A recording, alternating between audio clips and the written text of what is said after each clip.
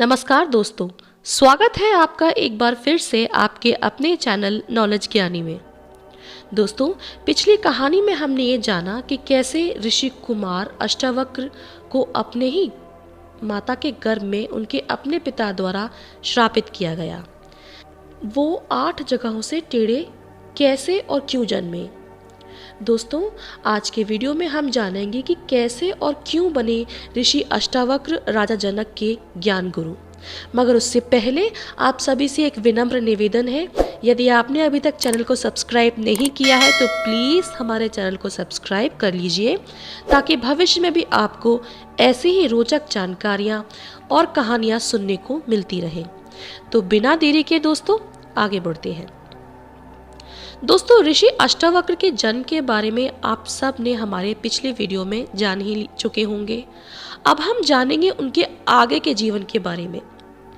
ये बात उस समय की है जब ऋषि अष्टावक्र का जन्म हो चुका था और वो धीरे धीरे चंद्रमा की कला की भांति बढ़ने लगे थे। वे 8 जगहों से टेढ़े जन्मे थे क्योंकि वो श्रापित थे, मगर वो बचपन से बहुत ही विद्वान और मेधावी थे। इतने कि वे तो कभी कभी खेल खेल में अपने साथियों और बाकी के ब्राह्मण बालकों के साथ भी प्रश्नोत्तर करते, जिनमें वो हमेशा ही विजयी रहते, जिसमें उन्हें कभी कभी हरा पाना अच्छों के लिए भी बहुत मुश्किल होता। ऐसी ही एक समय की बात है जब वे अपने मित्रों के साथ खेल रहे थे। खेलते समय उन्होंने कहा कि हम सभी आपस में एक दूसरे से प्रश्न करेंगे और उस प्रश्न का जो उत्तर नहीं दे पाएगा वो घोड़ा बनेगा और जीतने वाला उसकी सवारी करेगा। धीरे धीरे खेल आगे बढ़ने लगा। बालक अष्टावक्र की बारी आई। उन्होंने सभी से प्रश्न किया, पर कोई भी ब्राह्मण बालक उनके किसी प्रश्न का उत्तर नहीं दे पाया। किसी के भी पास उनके इस प्रश्न का उत्तर था ही नहीं। तभी उनमें से एक बालक ने चिढ़ते हुए कहा, यदि तुम इतने ही बड़े विद्वान बने फिरते हो तो जाकर अपने पिता को कारावास से क्यों नहीं छुड़वा लेते। ऐसा सुनकर बालक अष्टावक्र तुरंत अपनी माता के पास जा पहुंचे और अपनी माता से अपने पिता के बारे में तरह तरह के प्रश्न करने लगे, जैसे कि वो कहाँ है, कारावास में क्यों है आदि। इधर माता को जब लगा कि अब वह बालक से और सत्य नहीं छिपा सकती, तो उन्होंने कहा कि तुम्हारे पिता राजा जनक के कारावास में बंद है और भी कई ज्ञानी ऋषि मुनि विद्वान उसके कारावास में बंद है, और राजा जनक ने क्योंकि वे उसके प्रश्नों का उत्तर नहीं दे पाए तो उनको कारावास में डलवा दिया है। तो बालक ने कहा कि वे अपने पिता को कारावास से छुड़वाने के लिए जा रहे हैं। ऐसा सुनकर माता घबरा गई। आखिर थी तो वो एक माँ ना। पहले पति कारावास में चले गए और अब पुत्र भी चल दिया शास्त्रार्थ करने के लिए। कहीं अपने पति की तरह पुत्र को भी न खो दे, इस डर से वह बालक को वहां जाने से बार बार रोक रही थी। इधर जैसे तैसे करके ऋषि अष्टावक्र ने अपनी माता को समझाया और उनसे वहां से जाने की आज्ञा मांगी। उनकी आज्ञा लेकर वो आ पहुंचे जनकपुरी। पूरे संसार में राजा के द्वारा पूछा गया प्रश्न चर्चा का विषय था। इधर बालक अष्टावक्र ने प्रहरी से कहा कि वे राजा से मिलना चाहते हैं। राजा का दरबार लगा हुआ था। वहां एक से बढ़कर एक दरबारी बैठा हुआ था। ऋषि कुमार भी वहां जा पहुंचे। उनकी चाल और काया को देखकर सभी दरबारी उन्हें देखकर हंसने लगे और राजा जनक भी उनके सम्मान में खड़े नहीं हुए, बल्कि वो अपने सिंहासन पे बैठे ही रहे। ऐसा देखकर ऋषि कुमार भी जोर जोर से हंसने लगे। ये सभी देखकर सभी शांत हो गए और पूछने लगे कि ऋषि कुमार, भला आप क्यों हंस रहे हैं।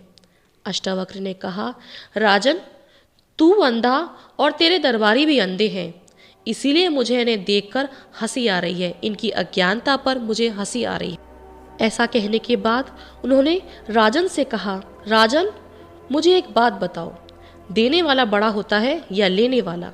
इतना सुनते ही जनक समझ गए कि ये ज़रूर कोई महान आत्मा है, और इसीलिए राजा जनक भी उनके चरणों में गिर गए और अपने सिंहासन पर बिठाया। उनका खूब आदर सत्कार किया, मान सम्मान किया। उसके बाद अष्टावक्र ने कहा कि राजन, पूछ अपना प्रश्न। इस पर राजा ने कहा, जब मैं सो रहा था तो मैंने स्वप्न में देखा कि मैं शिकार पर गया हूँ और एक तूफान में फंस गया हूँ। मेरी सेना भी कहीं पीछे छूट गई है और मैं अकेला ही भटक रहा हूँ जंगल में। चारों ओर अंधेरा है जैसे कोई अंधकूप हो और मुझे बहुत तेज भूख लगी है, इतनी ज़ोर से कि मैंने पेड़ों की छाल और पत्तों को खाना शुरू कर दिया। और खाते समय मैं ये सोच रहा हूँ कि एक राजा होते हुए भी मुझे छाल और पत्ते खाने पड़ रहे हैं। ये कैसा समय आ गया है मेरा। ऐसा सोचते ही मेरी नींद खुल गई और जागा तो मैंने अपने आप को अपने महल में पाया। अब मैं ये जानना चाहता हूँ ऋषिवर कि जो मैंने स्वप्न में देखा वो सत्य था या जब मैं इस संसार में जागा वो सत्य था। तो ऋषिवर, कृपा करके आप मुझे सत्य क्या है इसका मुझे ज्ञान कराइए।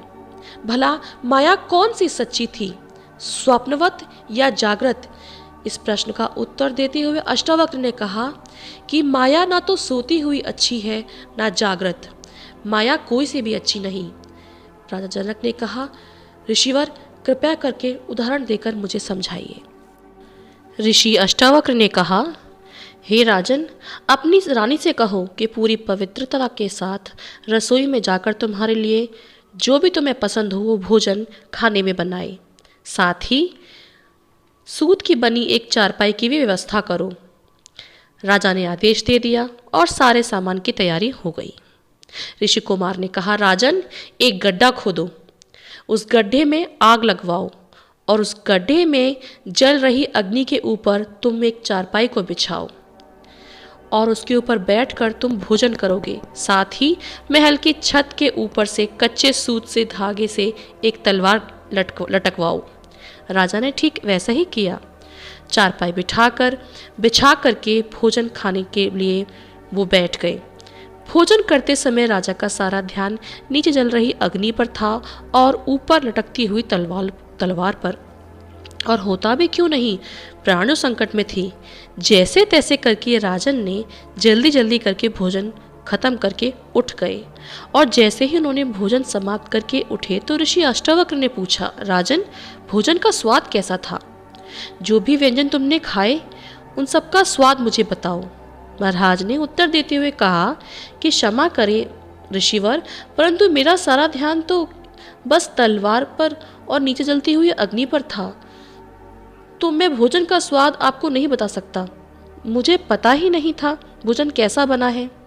मुझे तो बस ऐसा लग रहा था कि कहीं ज़रा से हवा चली और धागा टूटकर गिर ना जाए और तलवार मेरे सिर के ऊपर ना गिरे, और नीचे मुझे ऐसा लग रहा था जैसे कि बस अभी मैं कभी कहीं अग्नि में ना गिर जाऊं और मैं अग्नि में समा ना जाऊं। मुझे आपकी इस आज्ञा का पालन भी करना था, इसीलिए मेरा तो बस सारा ध्यान अपने प्राण बचाने पे लगा हुआ था और जल्दी जल्दी भोजन को ख़त्म करने में लगा हुआ था। तो ऋषि अष्टावक्र ने कहा, कुछ समझ में आया? राजा ने अज्ञानतावश कहा, नहीं गुरुदेव। ऋषि अष्टावक्र ने कहा, ठीक उसी प्रकार जैसे राजन तुम्हारा सारा ध्यान ऊपर लटकती हुई तलवार और नीचे जल रही अग्नि पर था, न कि भोजन पर, उसी प्रकार इस संसार में रह रहे मनुष्य को भी अपने सारे कर्तव्यों को करते हुए अपना सारा ध्यान और मन श्री हरि के चरणों में लगाना चाहिए, क्योंकि असली माया के पति तो वही हैं। ये संसार, ये सब मिथ्या है। इसीलिए जो तुमने स्वप्न में माया देखी और जिस दुनिया में तुम जागृत हुए, यानी जिस संसार में तुम आज जी रहे हो, वह दोनों ही माया है। अंतिम और परम सत्य तो बस यही है कि ईश्वर ही सबसे बड़ा सत्य है और अंत में इस आत्मा को उन्हीं के पास जाना है। इतना सुन करके राजा जनक ऋषि अष्टावक्र के चरणों में गिर गए और उन्हें अपना ज्ञान गुरु बना लिया। तो दोस्तों, आशा करती हूँ आपको आज के प्रश्न का उत्तर मिल गया होगा, और अगर आपको ये वीडियो पसंद आती है तो इसे लाइक और शेयर करना ना भूलें। Until the next video, goodbye and take care. Radhe Radhe.